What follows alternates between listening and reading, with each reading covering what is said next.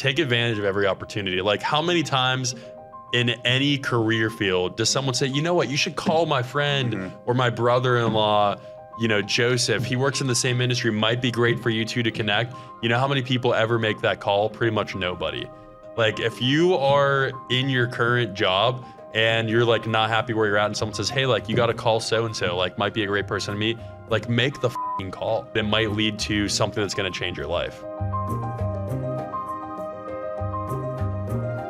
If you have no money, no credit, and no experience, we're going to tell you all the secrets to go from zero to multimillionaire in as quick as 3 years. Nick Frazetta and I are business partners together at YTS Wealth Management. I'm the president and CEO. Nick's the VP of operations here. And we wanted to create a platform to tell everybody about how we've become successful. We want to inspire the youth and really create a platform where we can bring other entrepreneurs along the way and show if you're disciplined enough, you can win in life in whatever you decide to do. So we're going to start out today with just telling a little bit about both of ourselves, our stories, and how we got connected together. And it was a crazy circumstantial run-in that's led us here today. But if me and Nick wouldn't have connected, we definitely wouldn't have amplified our lives to the level that, you know, that it's really got us at. For sure. So we're just going to go ahead and jump right in. So really just starting in with my story. From a small town in southwestern Pennsylvania, outside of Pittsburgh. Went the traditional route of, you know, getting the athletic scholarship and playing sports in college, and thinking that, you know, that was really what life was all about. Just like everyone in school always told us, you know, you got to get a college degree, got to get a job. Nick was like the same exact way, thought like he had to do the same thing. So was working full-time all through college, and then got to a company where I really enjoyed it, was making really good money, for me, $60,000 was more than my parents had ever made. So making that right out of college, I thought like, you know, I had arrived. And then decided to move to Pittsburgh. And as I was interviewing for different opportunities, I came across one that was, you know, the smallest possible opportunity at the time, but I saw that there could be a lot of upside to it. So worked for a guy that was a financial advisor, just had a hole in the wall office. There was no company. It was just him, like as like an individual practitioner. And really there was no real promise of what things could turn into, but I saw that there was a lot of upside. So started off making $17 an hour, became a financial advisor, and was sort of spinning my wheels doing that for like a year. Because when you're, you know, 22 years old, how many people do you know, with any amount of money that would let alone give you any money to invest? Because what do you know, everyone thinks, what do you really know at 22? So it's a tough business to get into from a young age. And after about a year and a half, I'd pretty much blown up my financial life because I went from making 60 grand to, 30 grand. My credit score was like 498. There was debt collectors calling me 8 times a day. And there was really, I was running out of options to pay the mortgage, pay the bills. I was married. And like a man takes care of his shit, and like I wasn't. So I started looking for other jobs, applying for other jobs, started doing some interviews. And right at that moment, the gentleman pulled me in to have a conversation and said, "Hey, I'm looking to retire, want to sell the business, and want you to buy it." And at the time, I was working with another guy, Justin, and me and him decided that we were going to do this and we were going to buy the business. And if I had not held on for one more week, I would not be sitting here and would be a regular person working a regular job somewhere, and my life wouldn't have changed into what it is today. So sometimes it is good to definitely show some patience and really take advantage of the opportunity ring rather than jumping immediately if it doesn't work out after like 3 months. I would say give it some time and see if it'll develop. I almost jumped ship too early and missed out on the opportunity of a lifetime, but went ahead and figured out how to get the deal done that year, and really got to like December 31st of that year is when the deal closed on New Year's Eve. And then January 1, it was go time. And what it looked like January 1 was we had like $2,000 in the bank account. And our expenses were like $20,000 a month. And it was just me and Justin. And we just had to figure it out. And I was like negative $50,000 net worth at that point. And from that point to, let's say, 30 days later, I made like $300,000, paid off obviously all the credit card debt, and then started hiring employees. And it was definitely, a life-changing moment to where when I figured out how to make that money, when I was making $17 an hour like a week before that, it was like I had a moment where I could see clear. And you hear a lot of people say most people are living in the matrix, and I literally felt like I broke outside of the matrix there and could actually see a different version of the world, that when you're just making a fixed amount of money, that's how you see things, unfortunately, in America and the rest of the world. Which is why it's so huge, I think, for everybody to be an entrepreneur in some way, because it just allows you to live life differently and see things a lot clearer. But really, what happened then is, I thought I had arrived. I was doing all of the sales meetings myself. We had just a few appointments. We just had a few meetings a day. I was in all the meetings, a few employees, and really, I thought I was making really good money. Everything was going well, but the business kind of was just flatlined. And I think when you're working inside of your business day to day instead of working on the business, most people get sucked into that. And that's where you see the mom and pop small business stay the same size for 35 years because, whoever is the operator of that business get stuck doing the task of whatever it is they're doing day in and day out, and they never break outside of that. So finally I realized I need to step outside of working in the business and start working on the business. I needed to start hiring more and more people to do that if I wanted to grow at the level I wanted to grow. So I am sitting in the barbershop like every man in the world. They talk to their barber about everything that's going on in their life, and I'm talking about needing people. And about 3 days later, in walks Nick Frazetta to get his haircut, and he's in the barber chair on the other side of the barbershop talking about need an opportunity. So, Nick, I'll let you take on from there, I guess, what sort of your story and what led you up to that moment when you walk into the same barbershop that I'm at. Yeah, for sure. So a little bit of background on me. So I graduated from school. As you talked about, I did the traditional route. Yep. I was always interested in in financial services industry, but it was one of those things when you're at a large university, the only thing that's talked about is go to a large firm, get your education, go to a large firm. So that's it's almost like a brainwashing where you're so innate to that, and that's what you're driven to do. So applied to a couple different places, ended up starting at JP Morgan. Got fully licensed there, was there for about 6 months.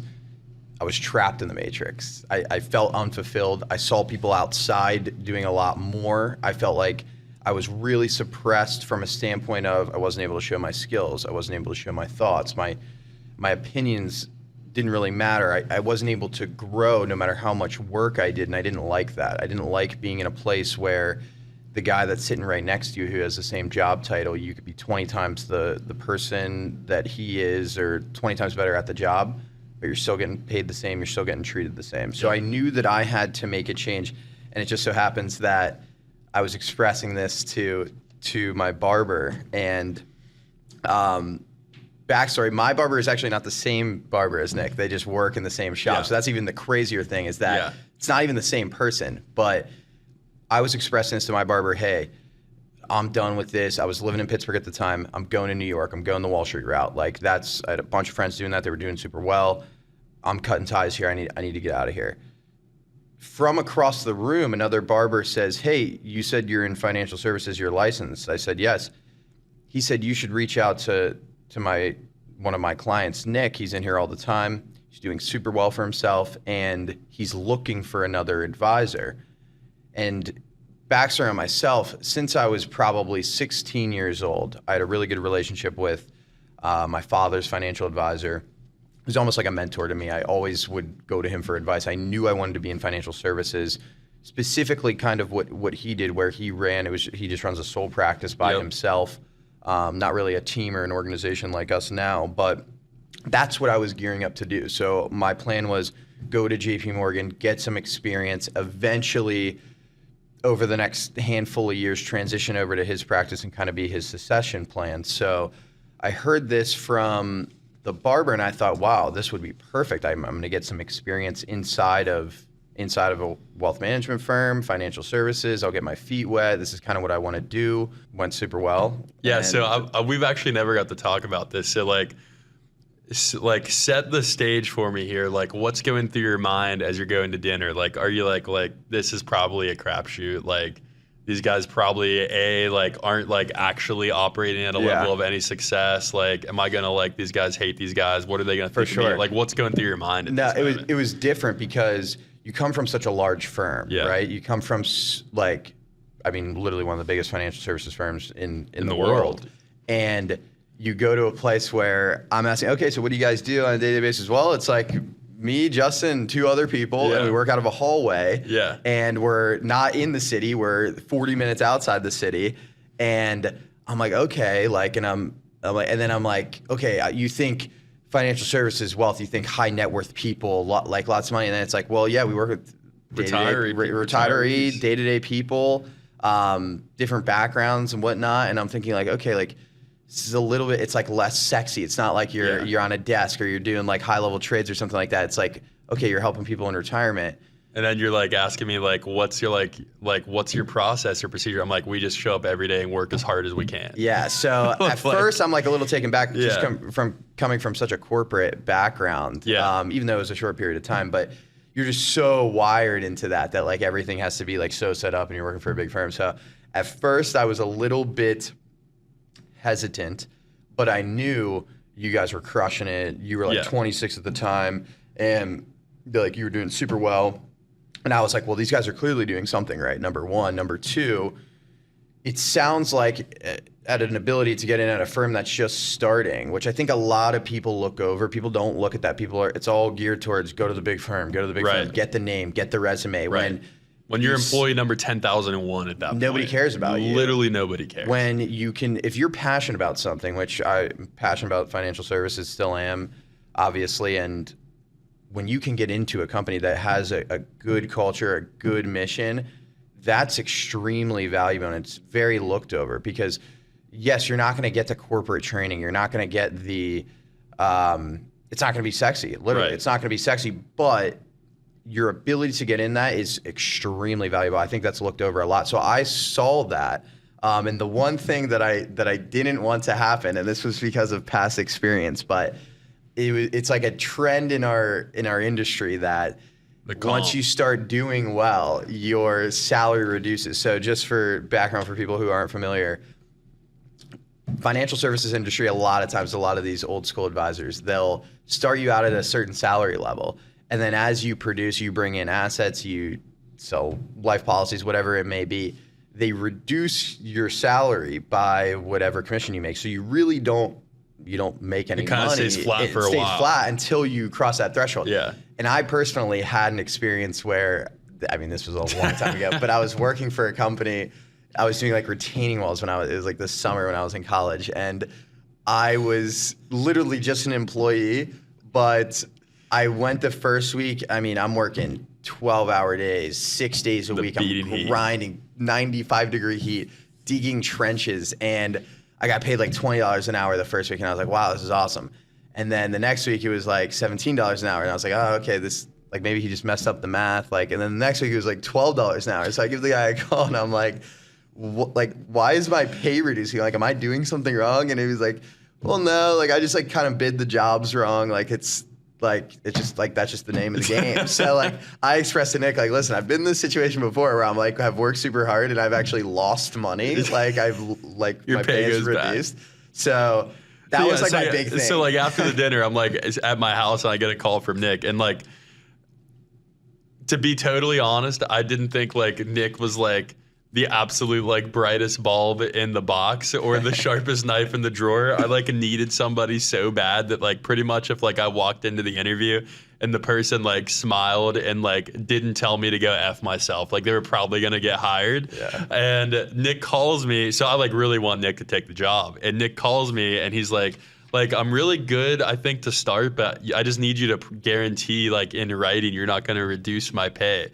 And I'm like, this is the same guy that during the interview when I asked him about his leadership experience, he referenced being the social chair of his fraternity, which meant the guy that was responsible for buying the booze every week. And I'm like, someone's got to do it. Someone's got to do it. It's involved. Yeah. And I'm like, I absolutely like can't like guarantee you that I'm like going to pay you this amount of money forever. But yeah, I thought that was funny that he asked, like, I've never had anyone ask me, am I going to reduce their pay after a set period of time? Yeah. So I thought that was really funny.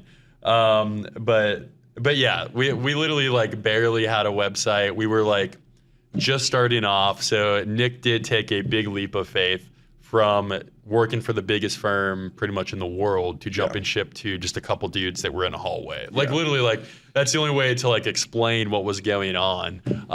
We like had some processes and procedures in place, and like had a set schedule and like, you know, a goal and a mission in mind.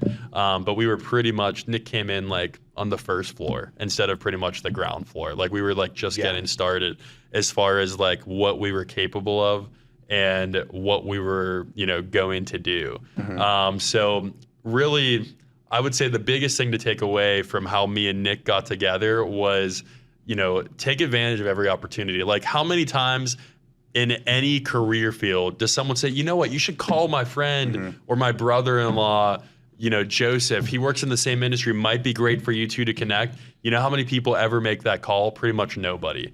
Because people are like, oh, that's going to like, you know, require you to pick up the phone and make a call. You're going to have to drive and meet someone somewhere. And then it might be awkward. Like, so most people never make that call. Like if you are in your current job and you're like not happy where you're at and someone says, hey, like you got to call so-and-so, like might be a great person to meet, like make the fucking call. Like, and like go meet with somebody. Like if anything, you now have someone else in your network to call if you ever need help, but it might lead to something that's going to change your life. Yeah. So, like, and like, I think, and getting off the story a little bit, but I think it's super cool now that we're kind of seeing that. Cause I think that's what's really valuable too, is like, we didn't have the big exit. Like we're not the huge firm yet. Right. Like this is the journey. Like we're showing it from the bottom to the top. Right. So, and it's cool to see like as even in the 2 years that we've been partners, the amount of connections that we've made from things that we were like, we don't even want to take this meeting, or like we don't even want to take this phone call, or like how are we going to benefit from this guy? And then down the road, we always take the meeting or always take the phone call, and it always,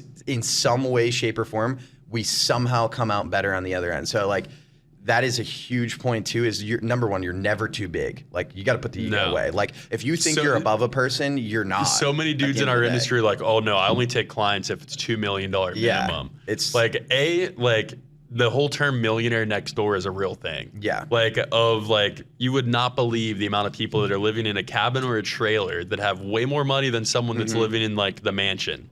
Yeah. Because the person that's living in the mansion has like $70,000 a month on the Amex to pay off, and the person living in the trailer lives on like $2K a month. So like you can never write off a person that you meet ever. Like so you got to take every opportunity. So the people that like have that like minimum that they work with is like total bullshit. Yeah. So we take every opportunity, and like there's a lot of people too that will try to like talk their way out of an opportunity where they'll look at the potential downsides to where you got to like put on blinders sometimes and look at the upside and just run that hard. And most of the time it works out for us. Yeah. But sort of fast forward through that like couple month hiring process for Nick. Nick started with us in like January of 22. At that point I'm thinking like Nick is like a regular like employee. My interaction with you is like 30 minutes a day, maybe tops, maybe at that point. And like, but I start seeing that like every opportunity I give Nick, he's like, absolutely, no problem. And like, he like knocks down like all of these, I don't want to say tests, but like every small like task I give Nick to like take off my plate, he knocks it down, knocks it down, knocks it down. Every sales opportunity, knocks it down. And it's not like he's saying like, hey, like, wasn't that a good job? Like, he like knew that like that's what's expected, and didn't like ask for a handout or a reward for like every little thing he knocked down. He was just looking for more ways to better the organization. And I try to tell people, like, when I first got my first, like, I was call it corporate job out of college, I immediately was like, how do I pay for myself? Because what people fail to realize when you're working at a company, like, yes, you're a real person, but at the same time, on the business side of things, you are an expense. And you literally are on a income statement for a company under payroll expense. You're like, at the end of the day, you are part of a number and a cost to that company. Your upside has to outweigh that cost, or at the end of the day, the company's going to make a business decision that you're a bad deal. Yeah. And you've got to find a way to pay for yourself in ways to where you're either increasing revenues or reducing expenses, creating efficiencies, creating opportunities. And I think people fail to realize that and paint some like, fairy tale lens on the world that's not the reality of things, but it is. Yeah. And I shared that with Nick early on, like I do most people, that you have to create a cost benefit of you being a part of the organization.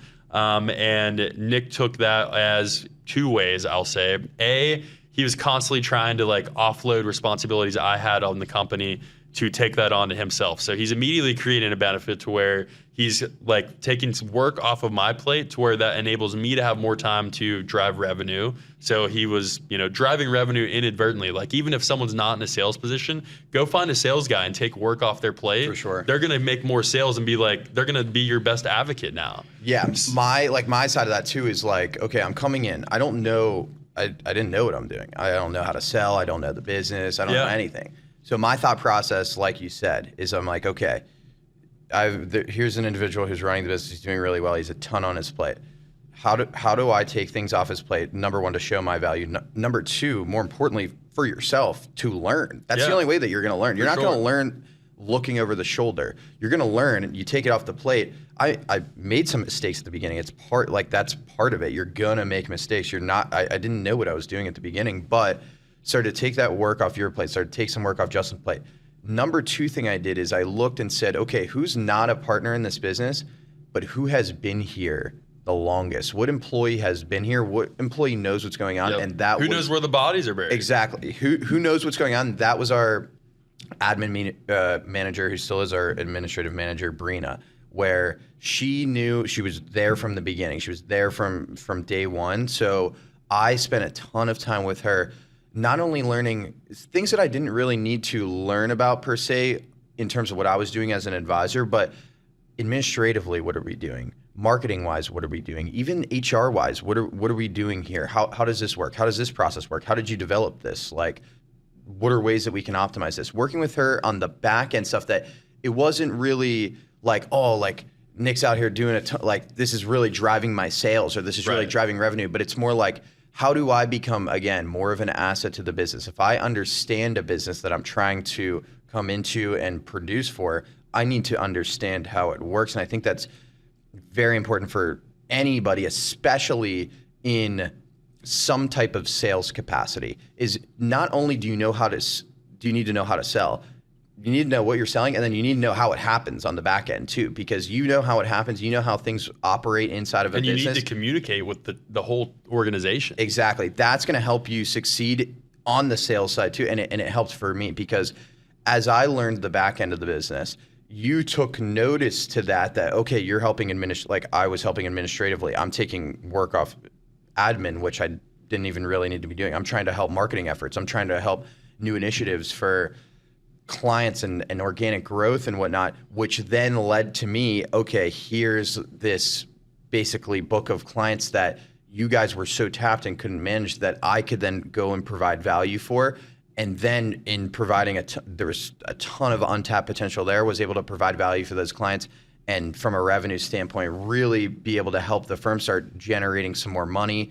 And more importantly, helping the culture of our business, where we really were at a point with at the beginning with the two of you where you're both in meetings, there's only so much you can do when you're both in the same spot at the same time. So then being able to take you out of those meetings, being able to take Justin and put him into higher level stuff, it helps the organism continue to grow and continue to drive forward. So that was what I really came in trying to do, was how do I learn everything about this business, and how do I show you that I care about the business? And I took notice of that, I would say, by about 3 months in. Yeah.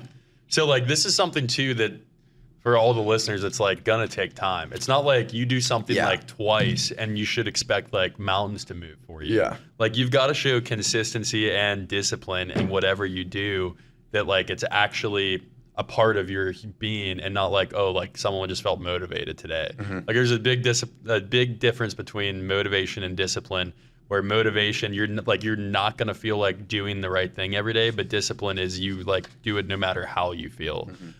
So I basically picked up that Nick was different than everybody else fairly quickly after 3 or 4 months. And then that's when like Nick probably saw the shift to where then it became more of, instead of like, hey, Nick, like take care of this, it became like, hey, come like sit down with me and like let's go through this. Yep. Like let me show you how I do this. Let me show you what I look for here. Let me show you my plan to grow the business. Like let's talk through that and bounce ideas off of each other. And like the more and more I did that with Nick, the more I saw that he had interest in that and wanted to keep doing that. So obviously my time investment in him became not just a time investment, but a money investment, to where I'm not like wasting time. I'm putting time somewhere where it's going to benefit not just me, but the whole organization, which is an investment. So started just spending more time with Nick, and then we had an initial conversation. I don't even remember how it came up, but I just talked to him, hey, like, what are your goals? Where do you want to be? And Nick said that he wanted to be more than an employee and was willing to do whatever it took. And at this point, it was like 9 to 12 months of Nick just performing at a high level. If I'm working 18 hours, Nick was working 18 hours. If I'm 3 hours away from home, Nick's there. Like he didn't care what it took. He was all in. And I think that that's another aspect of, people say they're really all in for a mission or a purpose, but they're really not at the end of the day. They still have, their like beer league softball team, or they still like, want to go on date night on Thursday night. But if you're trying to operate at a high level, what all in looks like is that all has to go to the wayside, like for an unknown amount of time. Like it's not like, hey, like, we'll sacrifice this week, next week, we'll put this away. Like, no, like in business, like that shit doesn't stop. It's every day, every week, like indefinitely. And you got to be all in. And I saw that really quick. So fast forward then, Nick bought into the firm in March of 2023. And from literally March of 23 to this is now September of 23, we will have 3x the size of the company. By the end of October, we will have 3x the size of the company. And that is a testament to really being able to amplify efforts of a like-minded individual that you're on a shared common goal and mission with. And that's another great point, I think, to where people don't understand the power of surrounding yourself with like-minded individuals, and don't understand how much it can bring you down being with somebody that is not a like-minded individual. You're always going to be a output of everything that's getting poured into you. And if you're around people if you're around someone that is trying to like limit your thoughts and your upside, like you're naturally going to think that way.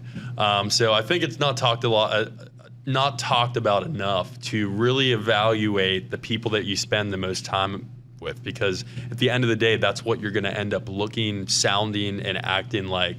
And like me and you talk about it all the time we both have, those day one people that, we're still close with, but then there's the people that come into your life that you're like, holy fuck, like I can really change my life with these people.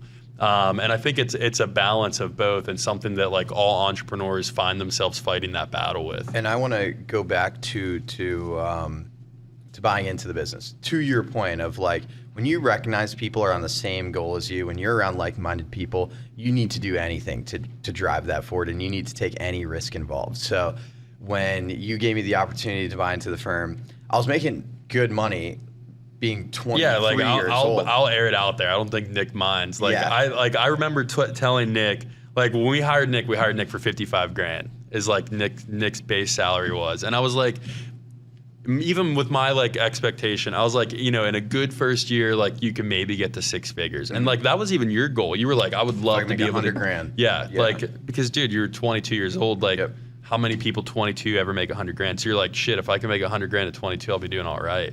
But after Nick's first year with us, he made like $220,000. Yeah. Which was fucking awesome, because that means that not only Nick was like, you know, maxing his output, that means the company's doing really well too. For sure. So first year's grinded, as Nick said. I just worked my ass off. I recognized that this was a business. Okay, this has a lot of long-term potential. We have like-minded individuals. I got to do anything to be a part of this. So I was able to buy a portion of the business. It cost me $1 million to buy that portion of the business. And real wait, I'll jump in there right there quick. So like, I think it's important for people to know, because people don't talk about this shit enough. But so when I bought into the business, I bought my equity for $400,000, and I sold a small piece of my equity, 2 years later? 2 years later for like 400, my portion, like a little over 400,000. Yeah. So like basically my equity like 10x'd in like 2 years. And like when I did it, I basically had like, my life was already like fucked up. So like I really had no other option, but like Nick was on a really good path to where like he like didn't really have any debt, was like making $200,000, and like he actually had something to lose at that point. So I would say you took just as much risk as I did at that point, because like Nick really like had a good life set up, and he could have lost it all if things would have went the other way. But that's the biggest point, is like, it was $1 million loan. So I had to find a way. You're making I made $220,000. You're still not like, no one, plus You're still like 22. 22 years old. 23 at this point. Yeah, I was 23 at the time. They didn't want to allow me to have the loan to be able to buy in. So I was doing everything, literally was going to come down to, with my debt service payments, to where my net income per month with these debt service payments was going to be less than $3,000 a month. And I had to beg the underwriters for weeks to let me have this loan. That's how much I was putting on the line, to where they're like, well, you just made $220,000 last year. And literally with these loan payments, like at the state the business is in, you're going to make less than $3,000 a month. You're going to be below the poverty line with having to make these payments. And in the back of my head, I was not worried whatsoever, because I knew like, we're literally about to double the size of our firm in like 2 months. Like, I just need to get this loan. So I did everything around the sun to convince these underwriters to allow me to get this loan. And sure enough, so I go ahead, get this loan in April. We are kicking ass. We're grinding. We're acquiring businesses. We're organic growth through the roof. We do a reevaluation of the business in July, and my equity is worth $2.3 million. So biggest point to that. 1 quarter, 3 months. That's over. That's 130% return in 3 months. And how much did that cost you up front? It cost me nothing. $0. It cost me $0, because, and that's a whole nother topic of getting into creative financing and stuff like that. But the biggest thing is 99% of the people are not going to take that risk, because yes, on the other side, if it goes down the wrong way, if the business goes bankrupt, yes, I'm bankrupt. Like, that's on my record for 7 years. But at the end of the day, like 30, you're free. 23 years old. Like, if you're that young, even, it doesn't even matter. You're 23, 33, even 43 years old. Like, you have so much life ahead of you. Why not take the risk? So in my mind, I'm thinking like, okay, I have a group of like-minded individuals. Company's on a great trajectory. It would be stupid of me to not put my life on the line for this opportunity. And that's what I did. And it's continuing to turn out extremely well. And our business, even since that evaluation, has probably doubled and tripled in value. So to show, like, to basically give Nick his flowers on like how rare it is for a person to take that risk. Like, a year prior, now this is a different business that I started, I tried giving away equity in a company, like 15%. And the person who I wanted to give that equity to was like, it's too risky. Literally just to like be attached to a business.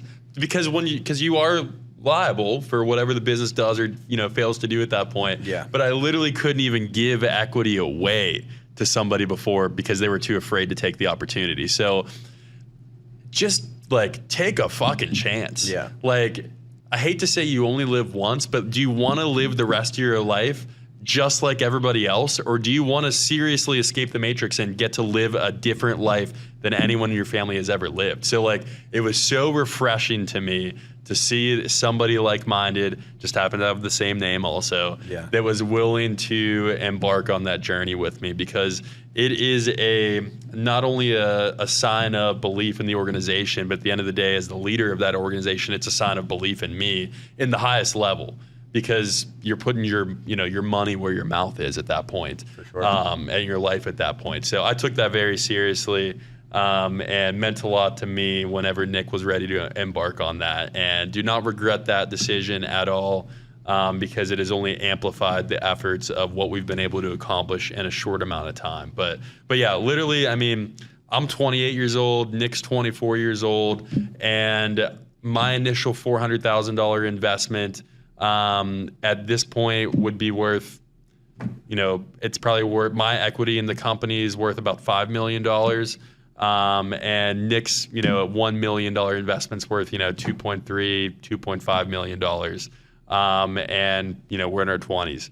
So like, take the chance, because you never know what's going to end up happening. And for every finance guru out there that says you need to maximize, your Roth IRA and your 401k contributions, and that's the only way to get rich, and you're gonna have $1 million by the time you're 62 years old if you start saving this. Does that work? Absolutely. Is that a way to, I will say, set yourself up for a successful retirement? Yes, but I would say that the best way to generate wealth and become different is to start a business or buy into an existing business and try to make that better. They call that being an entrepreneur, which is what Nick and I have both done, is taking a business to the next level, basically, which I would say is even easier than being an entrepreneur. And those opportunities, I would say, are out there way more than starting something new. Yeah. There's only so many versions of a cell phone that exist anymore.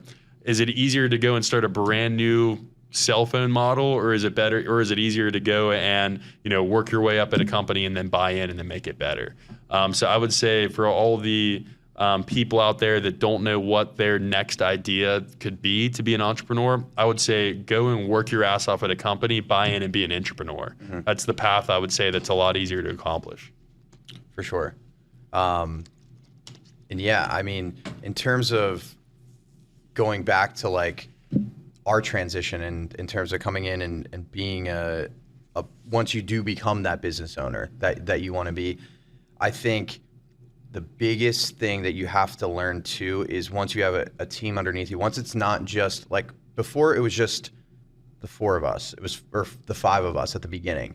Once you then start growing the organization, you get to a larger level, you have 15, 20, 25 employees, and you do step into a leadership role like the two of us, where you're running that company, you do have to hold yourself to a higher standard. 110%. And that's something that even 6 months in, I'm training every single day. We don't always have the motivation. No, you don't always have the motivation. No. You don't always, like, there's situations that come up, they're very frustrating. The biggest thing that I'm continuing to train on every single day and try to get better, and reading and learning from yourself and learning from other high-level people, is the leadership aspect of running a business. Because at the end of the day, the core culture of what we're building is the most important part. It's more important than the revenue. It's more important than everything else that goes on. It's the culture of the business that we're growing, because that will continue to drive everything forward. If you do not have the core culture, the core team that you do, like our team, we want to be, and they are, it's family. Yep. If you are in our circle, you are treated like family, and that's the culture that we're brewing.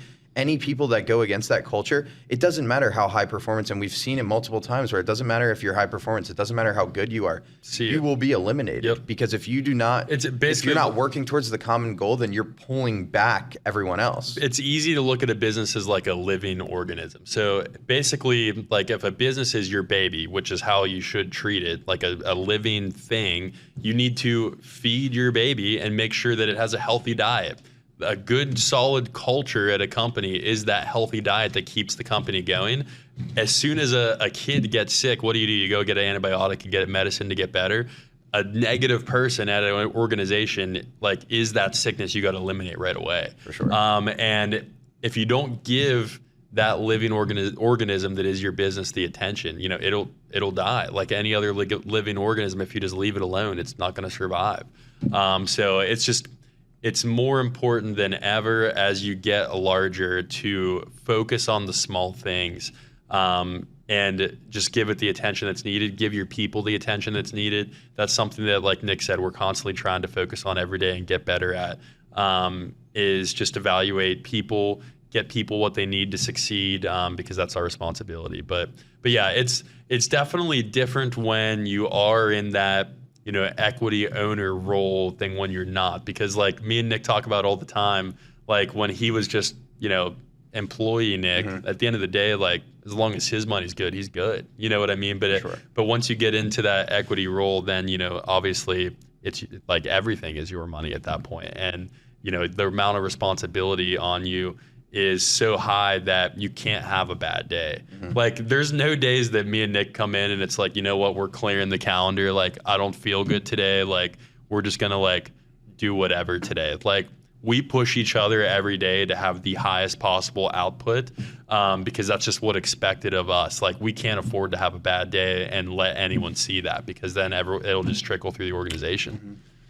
But yeah, I mean, I think we kind of went through our story, kind of like where we're from, where we came from, what we're going towards. And I think it's going to be super excited to continue on this journey. And we have a ton more that we're going to dive into, from leadership, health and fitness, work culture, seller financing, everything around the sun in terms of what it takes to be disciplined to win in all aspects of life. 100%. I'd say the biggest lesson that every entrepreneur or aspiring entrepreneur, or, you know, anybody in life and whatever you do can take from today is literally just take the fucking risk.